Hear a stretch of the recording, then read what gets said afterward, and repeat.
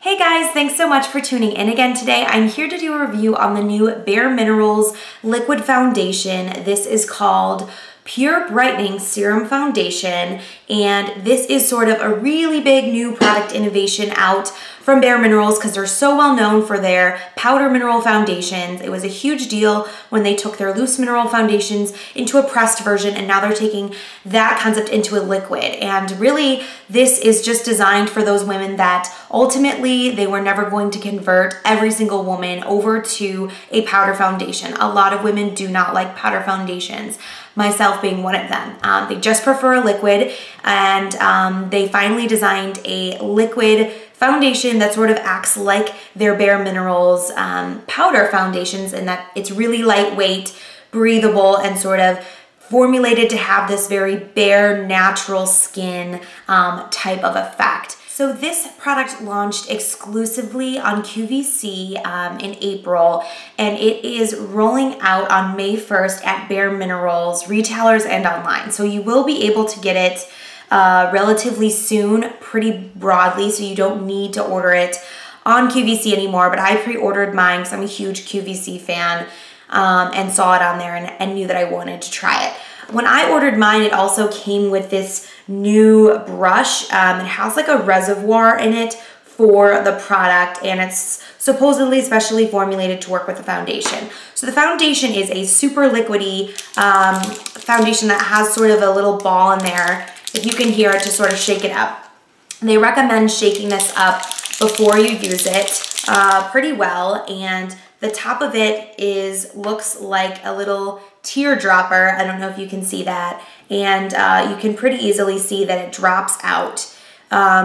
They recommend, putting the drops of product directly into this little reservoir of the brush. So they say two drops for light coverage, 4 drops for medium coverage, and 6 drops for full coverage. So it is supposed to be, a very lightweight yet buildable, anywhere from light to full coverage. And I did find in my personal use that to be true. It's very lightweight yet buildable. So for me, 2 drops, I could hardly even see on my skin. Even 4 drops, I felt like I would not leave the house with. 6 drops, I began to see some good coverage. For me personally, I think the drop method is a little cheesy. I would rather just squeeze the amount of product that I want onto the brush or onto the back of my hand, buff it in, and go. But overall, I really like this foundation. It gives a very, very natural appearance on the skin.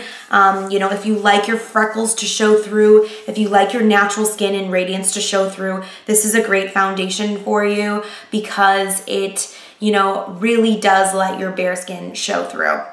I definitely preferred this over the mineral foundation, both the pressed version and the loose version. The loose version for me, I didn't find it was enough coverage. I felt I had to buff, layer to get the coverage that I wanted. With this foundation, I feel it's a lot easier and quicker to build up. So if you want more coverage off the bat, easier to apply, I found personally, maybe I just have a preference for liquids, but I found this to be much easier to use. I also found that the pressed mineral foundation, it was almost overly mattifying, made your skin look a little bit dry, a little bit flaky, almost too matte. So it didn't really have that natural glow that I was looking for. The finish of this looks like the Bare Minerals original loose powder. It has that very kind of sheeny glow luminosity to it. It's very dewy, so it's not going to be matte at all, but you could take this as a base, use it, and then set it with a Bare Minerals matte or the pressed powder to kind of give it a little bit more of that mattified look. I got this in the color Bare Natural 07, which is a medium shade that's neutral. So I think it'll be a good match for a lot of people. If you have light to medium skin tone with both pink and golden undertones, Bare Natural would probably be a good color for you, and that's what I have been wearing. It is very hydrating also. I, do like that about it. I think it's really nice that it's formulated without silicone, without oil, without parabens, without fragrance. It's hypoallergenic, it's non-comedogenic, it's tested by dermatologists. So sort of it runs the gamut of all of the tests that they typically do for their products, which is really awesome. It has things like coconut derived base with jojoba, mineral pigments, non-chemical broad spectrum SPF. It has lilac plant stem cells and vitamin C. So it's supposed to help make your skin brighter and more even skin tone. So, it is sort of like a foundation and a serum in one, which I really like. So all in all, I really like this foundation. I think that it is absolutely beautiful on the skin.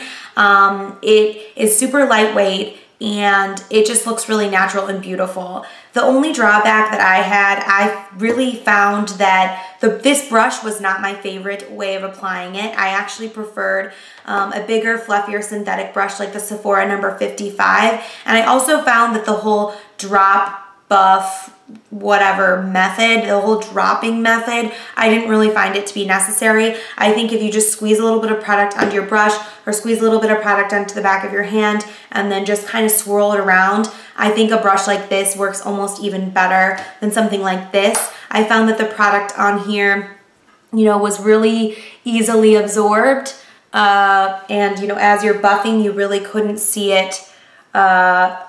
You couldn't really see it right away. You had to kind of use more product and more drops because I felt like it was getting absorbed into the barrel of the brush. So I felt like I was almost wasting product. I don't know if this is synthetic or not. It feels like it is, so it shouldn't technically do that. But for whatever reason, I found I liked this application method a little bit better. The other major drawback for me on this is that it's just not long wearing. So if you're the type of person that really looks for your foundation to stay and really last throughout the day, this might not be the best option for you. I think if you have dry skin, this would probably last a little bit longer than it did on me because I do have oilier skin type. But for me, I found this to be very hydrating and just not last a long time, almost too hydrating for me. I'd almost need to set it with some sort of powder to really make it work and really make it last. But all in all, I think this is an awesome innovation. I'm so happy that Bare Minerals came out with it. I think it's really great to open up a liquid foundation because there are those consumers like myself that we just really don't want to reach for a powder product. We really like having our liquid, and it's just really great that we can have this really nice, innovative kind of product in a liquid form. I will say, while I think it's innovative, I don't think it's the first product of its kind on the market. I have other foundations that are very similar, like the Estee Lauder Invisible Fluid Makeup. Again, comes with a shaker, very, very liquidy, same type of applicator. So I don't think that this is much different. What I do know is that a lot of these, super liquidy, lightweight foundations are water-based, and I would have to check if this one is or not, but I do know that the Bare Minerals one does not use water. So I don't know if that's a pro or if that's a con or why they decided not to use water, just, food for thought. So anyways, guys, I hope you enjoyed this review. Thanks so much for watching. If you have any questions, just leave me a comment below and I'll get back to you as soon as I can. Bye.